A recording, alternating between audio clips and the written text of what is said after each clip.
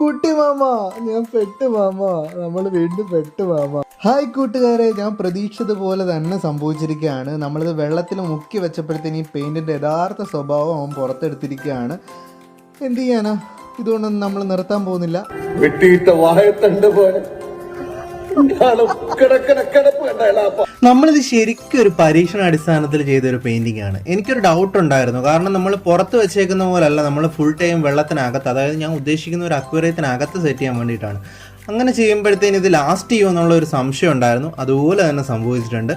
ഈ വീഡിയോ കാണുന്ന ആർക്കെങ്കിലും ഇതിനെപ്പറ്റി എന്തെങ്കിലുമൊക്കെ ഒരു ഐഡിയ ഉണ്ടെങ്കിൽ, അതായത് ഫുൾ ടൈം വെള്ളത്തിൽ നമ്മൾ യൂസ് ചെയ്യുന്ന പെയിൻറ് ഏതാണെന്നൊക്കെ അറിയാമെന്നുണ്ടെങ്കിൽ ഉറപ്പായിട്ടും ഒന്ന് കമൻറ്റ് ചെയ്തേക്കണം കേട്ടോ. അങ്ങനെ പവനായി ശവമായെങ്കിലും നമ്മളിതൊന്നും കൊണ്ട് നിർത്താൻ പോകുന്നില്ല കേട്ടോ. നല്ല പണിയുണ്ട്. ഇതെല്ലാം കുത്തി ഇളക്കി നീറ്റ് ആൻഡ് ക്ലിയർ ആക്കിയിട്ട് വേണം പിന്നെ നമുക്ക് റീപെയിൻറ്റ് ചെയ്യാനായിട്ട്. എന്നിട്ട് നമ്മൾ ഉറപ്പായിട്ട് സ്ട്രോങ് ആയിട്ട് തിരിച്ചു വരും. അതുവരെ ചെറിയൊരു ഇടവേള. Bye bye.